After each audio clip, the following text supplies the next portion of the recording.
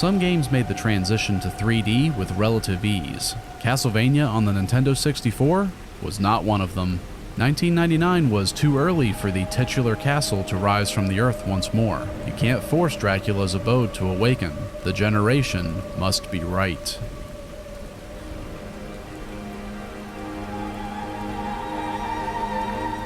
Join me this night as I, Duke Von Skelly, guide you through the best 3D Castlevania, Lament of Innocence.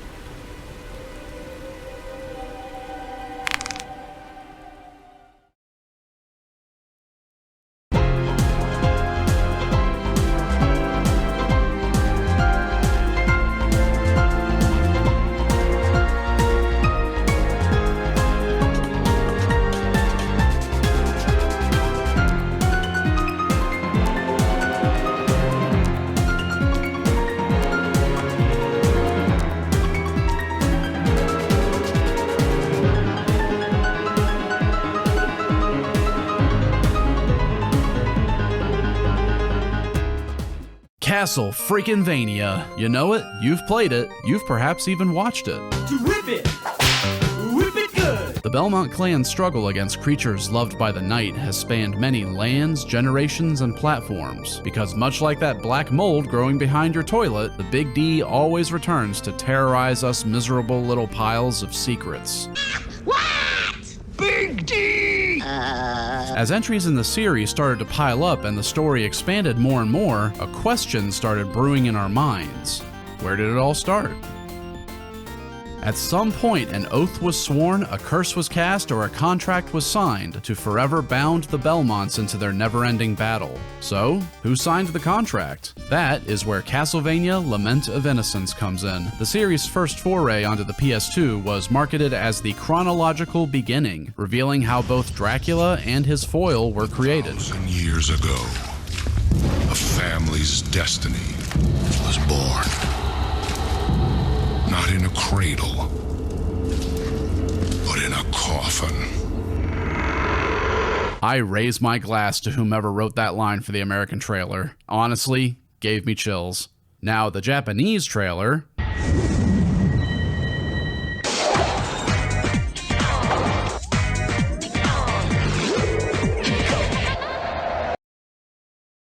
What am I supposed to take from that? Not only was Lament released in America a month before Japan in October of 2003, and so close to Halloween, but we easily got the best box art out of the three major regions. I've always loved this box art. It shows Leon surrounded by suffocating darkness with the light of his resolve keeping it at bay. It's classy, evocative, and yes, I would call it iconic. Apparently by the time PS2 came out, us Yanks were a little more receptive to effeminate-looking dudes on our box art. Lord knows we weren't cool with it on PS1. Man, we were robbed. What the hell is Moochie action game supposed to mean? I only liked this game as a kid. Now that I'm a refined and cultured adult, I appreciate and admire it for its rich atmosphere, meditative exploration, and soulful soundtrack that makes me... This is as close to a Symphony of the Night on PS2 that we ever got, and in some ways, I think it even surpasses that game. Let's enter the Vania.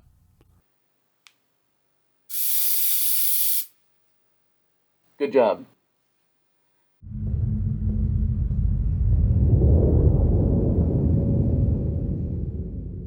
We're introduced to Leon Belmont, charging fearlessly into a forest cursed by never-ending darkness in pursuit of his betrothed, Sarah, who was kidnapped by a powerful vampire named Walter Bernhard. Welcome to my castle.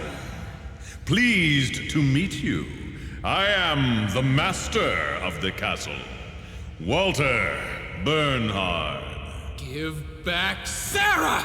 Already this is an intriguing development. How could there be no Dracula in a Castlevania? Instead we got some Mr. Steal Your Girl jabroni who thinks he's the top dog. I don't want Walter, I want the Big D. It's a great narrative hook to make players want to know where does Dracula factor into all this, but we won't find out until much later in the game. Leon eventually passes through an invisible barrier that prevents him from leaving, as explained by the resident expert on the area, Ronaldo Gandolfi, and his perpetual resting bitch face. Now don't get so excited.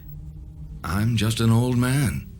Yeah, you're gonna see a lot of RBF in this game. The mocap, voice acting, and lip syncing are all excellent, but those dead fish eyes will never stop staring into your soul.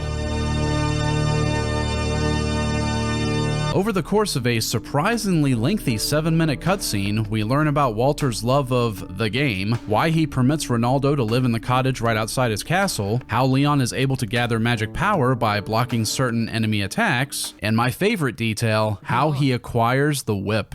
Take this with you. It will help you against monsters. He left his sword behind after going against the church's orders, thereby abandoning his title of Baron. I do have a weapon. Just not my sword. That belongs to the company, and I left it behind when I gave up my title. Honest to a fault. The part where he says that he did come with a weapon refers to a simple dagger, which you can see he has as a classic sub-weapon upon leaving the cottage. That is commendable attention to detail. Pervading this cutscene is an unnatural dead silence, disturbed only by the excellent voice talents of Michael McConaughey and, oh, Dave Wittenberg? No shit. Not the first time he's shown up on this channel. I can totally hear a bit of Kakashi in his delivery. I will use this whip with gratitude. For such a long cutscene, I still find myself hanging on to every word. Yeah, technically it's an exposition dump with not much going on, much like the pre-title text crawl that tells the history of Leon and his trusted comrade, Matthias Kronkvist. Don't Google that, you'll spoil the surprise! But the eerie quiet of the cursed forest and the rock-solid performances make this cutscene an irresistible treat. It's the perfect way to savor the build-up to actually playing the game, which, when I was a kid, that build-up was practically a ritual. I'd buy a new game from the mall, chill in the food court, and read the instruction book while meticulously removing that pain-in-the-ass sticker. Back then, a new game was something to get excited about, and this ritual was the perfect way for me to savor it. Jesus Christ, how horrifying. With his freshly enchanted gauntlet and alchemical whip, Leon is welcomed into the castle without any resistance. The entrance hall is safe, letting you get started on a stockpile of heart ammo while also soaking in some of that delectable atmosphere.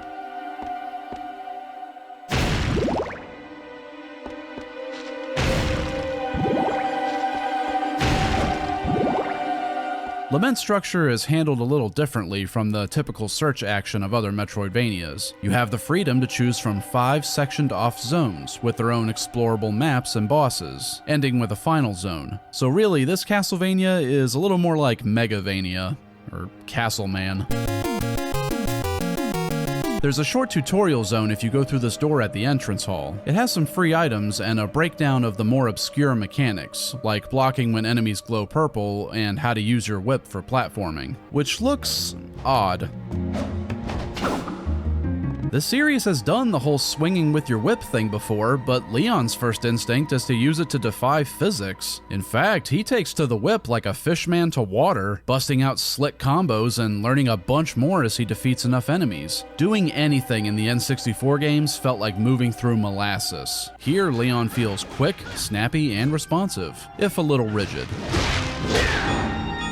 I'm sure the way that you slowly learn new whip attacks was Iga-san's way of showing that Leon is new to the weapon and gets better with it over time, but he still starts out swinging it as expertly as his discarded sword. I know the opening crawl called his combat ability second to none, but I think it's a rite of passage that any schmuck with a new whip that they bought off Amazon is gonna hurt themselves a bunch before they get the hang of it.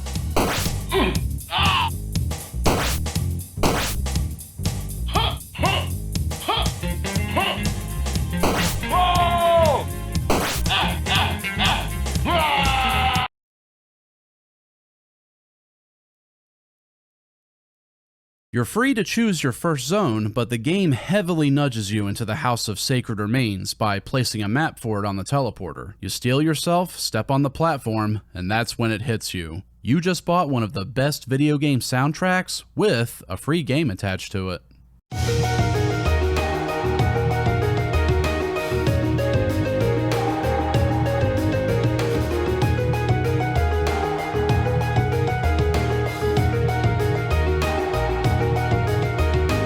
This series has never had a better composer than Michiru Yamane. Her tendency to inject classical sensibilities into her tracks immediately gave her music a distinct feel over other series composers. Bloodlines, Symphony of the Night, they both sound fantastic. I'm not going to waste time telling you about Symphony's music because you should already know. The soundtrack was half of what made that game a masterpiece. But Lament of Innocence, musical fire was flowing through Yamane-san's veins. Thunderbolts shot from her fingertips and the flames emanating from her piano scorched the ceiling of her studio as she composed the most elegant, melodic, powerful, and intricately designed pieces the series had ever seen.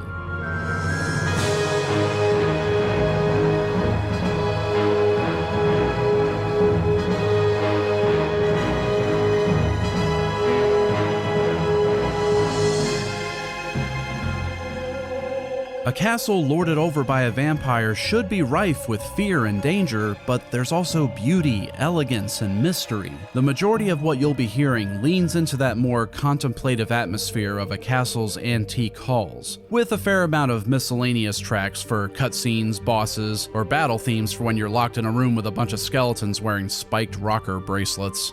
Those miscellaneous tracks aren't nearly as memorable. When I say Lament's music sends me into a higher state of being, that's almost exclusively referring to the zone themes. I have listened to them hundreds, literally hundreds of times, both in-game and out. I will never tire of these tracks, and yes, I think they're better than Symphony's. What? The House of Sacred Remains is a fairly breezy first zone with your limited combat options. It's chock full of your typical Castlevania fodder: big bone skellies, vomiting zombies, bats that will charge you like a bat out of hell, and the odd armor knight here and there. You even get some blood skellies, who, much like the skeleton warriors, you just can't keep them down. Combat is honestly pretty mindless for an action game, but for a pseudo Metroidvania, well, let's just say it's a little more involved than...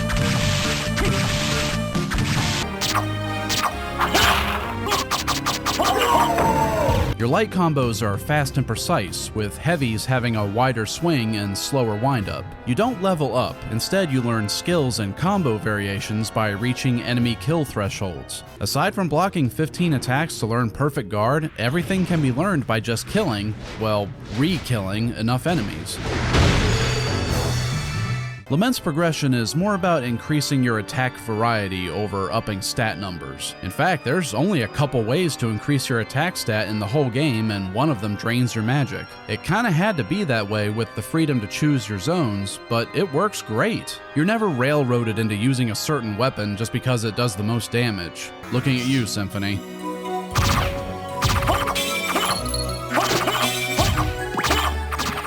Much like the sub-weapons in Mega Man X, it's always, what do I feel like slaying you with today? And nowhere is that more clear than with the orb system, which we'll get to in a moment. First, what kind of boss could be waiting for us at the end of this forsaken chapel?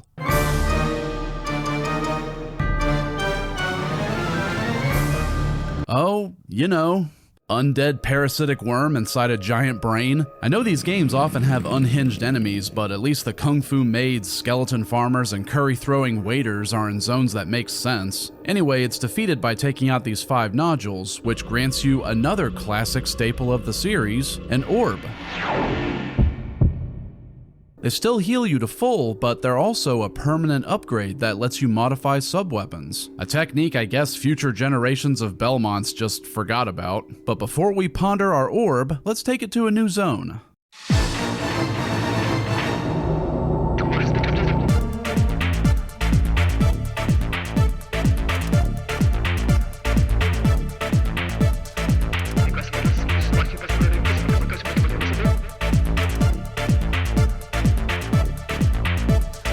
Sticking with the theme of basic but satisfying, picking an orb from this neat quick select menu will turn your sub-weapons into a slew of fancy new attacks. 7 orbs multiplied by 5 weapons plus the base attacks equals... Dang, that's a lot of variety! You get your classic attacks like the Grand Cross, Spiral Axe, Energy Gazer, though I think they meant Geyser, and Magic Missile? What the hell? I'm attacking the darkness! I love how the black orb and axe combo ditches the axe entirely and gives Leon the legs of that guy from Drunken Master 2. I kick ass for the Lord! Combine the secret white orb with the cross and you can hold the button to go Palpatine on these fools. Oh yes, unlimited power. High speed edge? I think you mean ow the edge. It's my understanding that the orb system is similar to a mechanic from Harmony of Dissonance on the Game Boy Advance, which I honestly couldn't tell you much about. I can. You guys smell that? Smells like a guest spot. Take it away, Simply AJ. Oh, hey there. As Skelly just pointed out, the orb system from Castlevania Lament of Innocence is very similar to the book system from Castlevania Harmony of Dissonance. But they do have some differences that let them stand apart from one another. In Harmony of Dissonance, you can use your sub-weapons raw, or you can combine them with an elemental book to not only radically change their form, but also give them an elemental affinity. Meanwhile, Lament of Innocence just sort of plays fast and loose with the orb system. While each orb is a unique color, unlike the books, those colors don't necessarily respond to an element. For instance, the Fire Book would change your knife, axe, and holy cross into a flaming mirage knife, a twin fire dragon, and a fire cross. Whereas the red orb would change your knife, axe, and holy cross into a triple dagger, spiral axe, and double cross. So basically the idea is similar, but still different enough to not be a one-to-one comparison. Anyway, if you want to learn more about Harmony of Dissonance, or you want to hear my thoughts on Lament of Innocence, then come watch those videos over on my channel. That being said, I think I've eaten up enough time here, so back to you, Skelly. These attacks are great fun and make taking down each member of Walter's exclusive fan club that much more exciting. Like how you can join my exclusive fan club for just $2 a month. Become a YouTube member and you can support the show, get early access to videos, and join the Discord. Help a skeleton out, won't you? Thanks. The only problem is the constant upkeep you gotta do with your heart ammo. Stronger attacks naturally cost more. It's why the Force Cannon Knife combo is so good. It's cheap, reliable, and effective. The Jade Mask accessory becomes available after beating the game, which lets you walk right through heart torches without needing to stop. But until then, you'd better get real good at taking out torches quickly with minimal interruption. It's what makes finding a max heart upgrade extra satisfying in this game. There's a perfectly good combo counter system that, as far as I know, it does nothing other than stroke your ego. I think it might increase the drop rate of items, maybe? What it should have done was throw some extra hearts your way for getting a good combo. There's nothing stopping you from taking out every enemy with boring as hell light attacks, which is why the game should have rewarded players for engaging with more complex attack strings. The same goes for perfect blocks. The timing on these is stupid tight, and the reward for pulling them off just isn't worth it. These are easy fixes for the official HD release that will never happen, because it's the PS2 and this thing ran on unknowable eldritch magic. For a game that released a couple years after the first Devil May Cry, you'd think it would have taken more combat lessons from it. But I didn't come back to this game just to whip it good. To whip it! Whip it good! I came back to immerse myself in the superb atmosphere.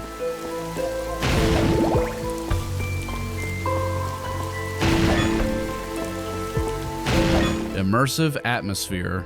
Man, that should have been a bullet point on the back of the box. I've told you about Leon, Ronaldo, and Walter, but there are a few more characters I haven't mentioned yet. The zones themselves.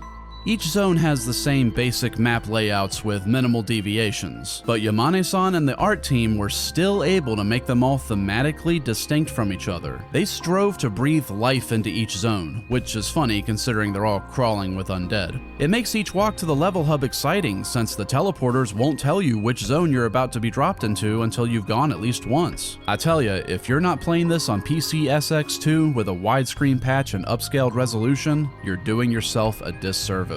The Ghostly Theater has this air of elegance with its carpeted floors, nice furniture, and paintings lining the walls, which contrasts against the more sinister rooms with giant falling spikes and creepy pitch-black platforming challenges.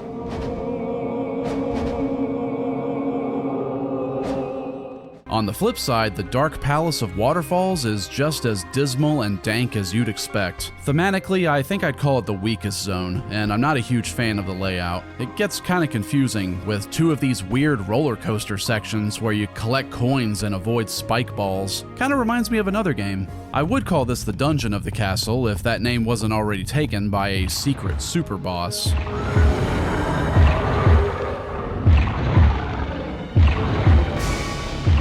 With a name like Anti-Soul Mysteries Lab, you'd expect something special. This zone is the star of the show, where numerous furnaces power Dracula's unholy experiments and strange devil speak serenades you in the track. What is it saying? Nobody knows, and that's why it's so cool. Fire is a general theme here, which is appropriate since it's also where you can get the Flame Whip, if you're diligent enough to spot the secret and skilled enough to beat the boss.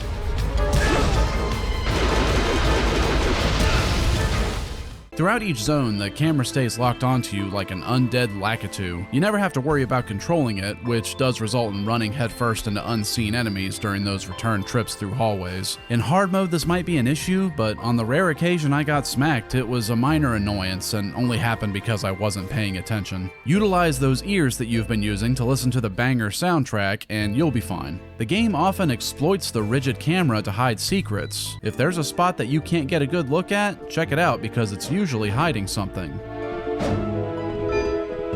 Sometimes it pulls so far back that it feels like an unseen force silently watching my progress. Gives me the heebie-jeebies.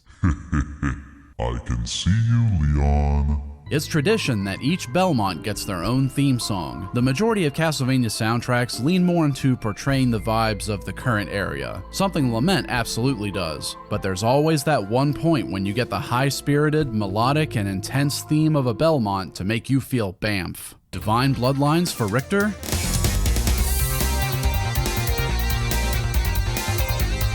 Simon's theme for, Simon? Seriously, everywhere I've checked says that's what the track's called.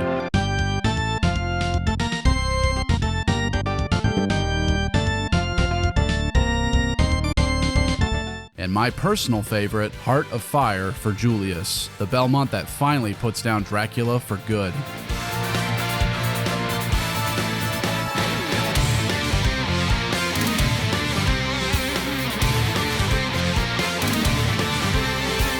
These themes often play at the start of each game, but in Lament, it's only in the final zone after Leon has struggled and lost that which was most dear to him that his spirit of vengeance awakens and we witness the birth of a Belmont's resolve. You might say this is the point where Leon laments the loss of his innocence.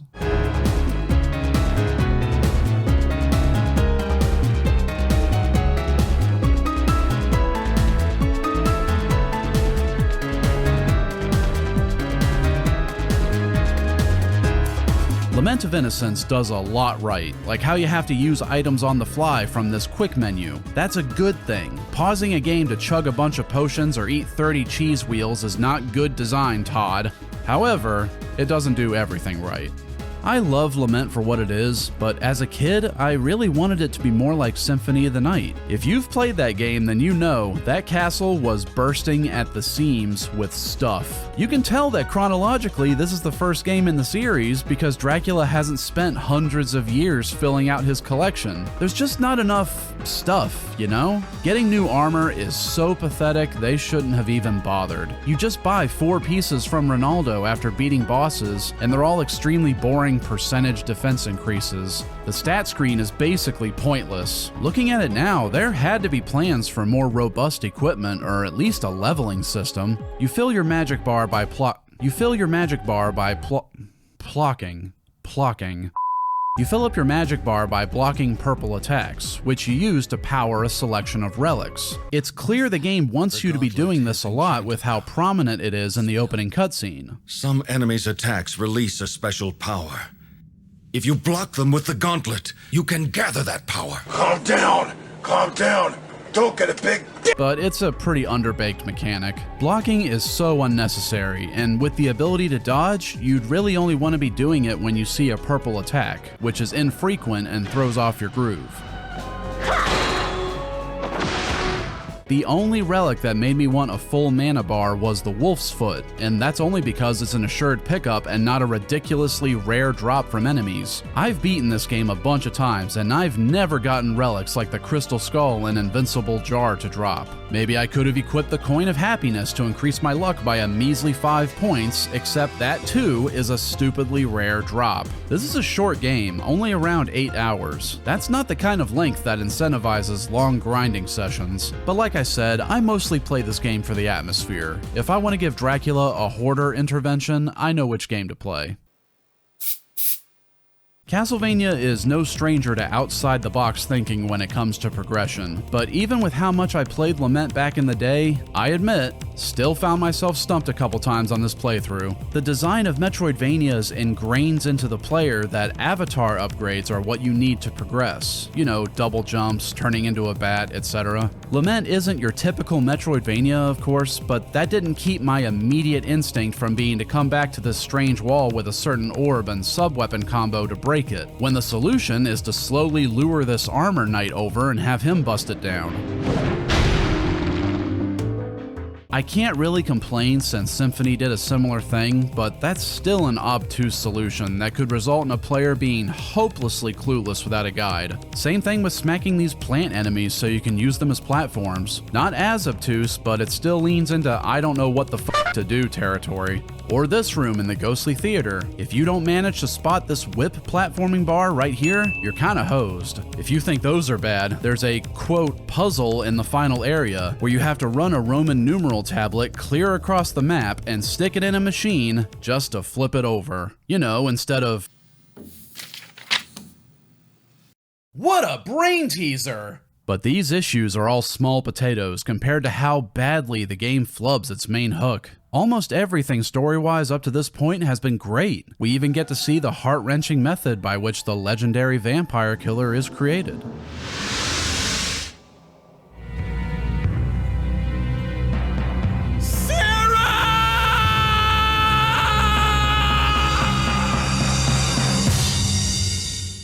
But after that, well, it all kind of falls apart. After defeating Walter in a fairly easy boss fight, Death shows up, yoinks his soul, and transfers it to the owner of the Crimson Stone, a plot MacGuffin mentioned in an earlier cutscene. But if the Ebony Stone reappeared, then the Crimson Stone... may also have resurfaced. And who emerges from said stone like a freshly hatched Pokemon? Why, none other than Matthias. Excellent.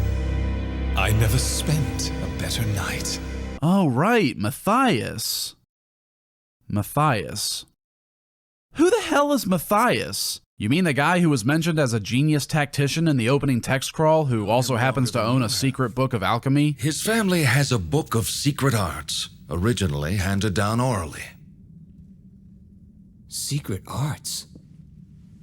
I never knew. Turns out he was manipulating basically everybody involved. Also, he could use the Crimson Stone to claim a powerful vampire soul and become the new Lord of Darkness, later to be named Dracula. That's right, you knew the Belmonts and Dracula were bitter enemies, but did you know at one point they were also... brothers? Okay, not technically brothers, but brothers in arms, comrades. He trusted the guy is what I'm trying to say. Where it all falls apart is Matthias's motivation for all this. He's mad at God for allowing his wife, Elizabetha, to die. We have risked our lives and fought for the sake of God. But God mercilessly stole away the one I loved most. Here's the problem. He has death itself at his beck and call. This is like swearing eternal vengeance on the mortuary when the gunman who shot your wife is standing there with his arm around your shoulder. That is why I hate him. Am I wrong? Yeah! And the worst part is, after everything that Leon's been through, you don't even get to fight Matthias. He leaves Death to deal with you, who apparently will always come back as long as Matthias survives. Because Death wasn't already an immortal being? Look, I love Castlevania, and I can't believe I'm about to say this, but I think Supernatural had a much better understanding on the sheer importance and gravity of Death as an entity. I like the pizza.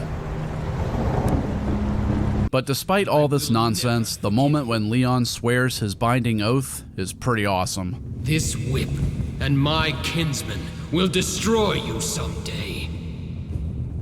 From this day on, the Belmont clan will hunt the night!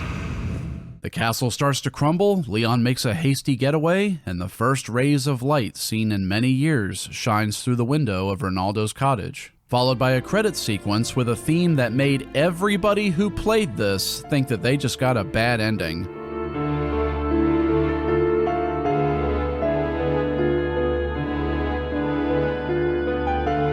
And why wouldn't it be somber? Lament was never intended to have a happy conclusion. Dracula has been unleashed onto the world, where he bides his time in secret, growing his strength until hundreds of years later when Castlevania 3 Dracula's Curse takes place. This dark ending theme signifies the beginning of the literal 1,000-year struggle against Dracula. Leon and Matthias would never meet again, but as the man said, his kinsmen would never give up the fight, and that's why near the end, the credits theme swells with hope and a familiar tune.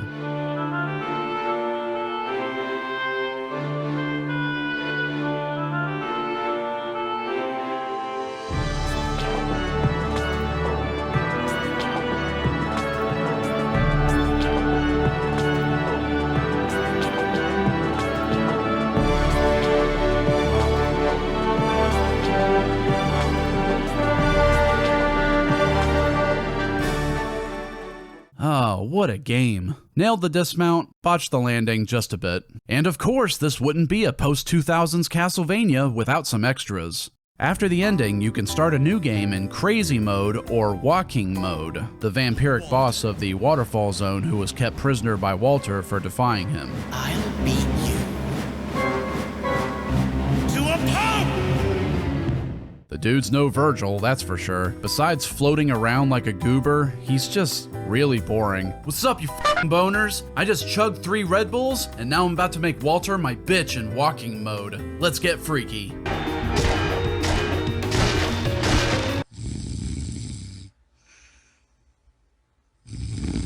For having the patience to beat Walking Mode, you unlock Pumpkin Mode, which I do not have the patience for, so you can just check out any vids on YouTube for that. And Crazy Mode? Man, all I have to say is you'd better be wearing your big boy pants. This game goes from pretty easy to I just got my shit rocked in the tutorial zone.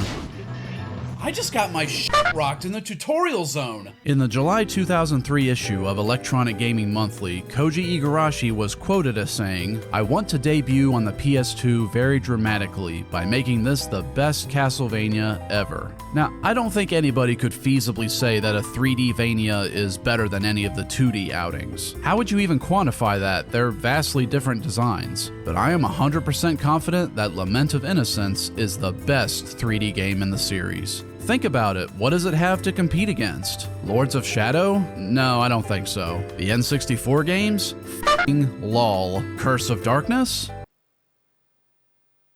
No.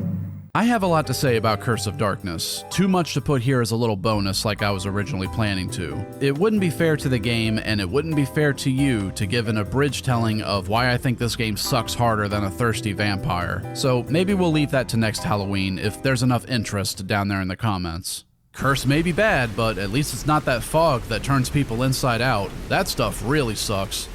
Okay, you can stop now. Hello?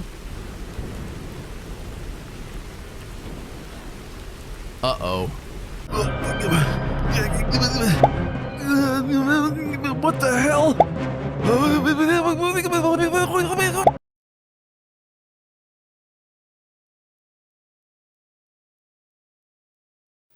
Please leave a like if you like my style, and I'll see you next time.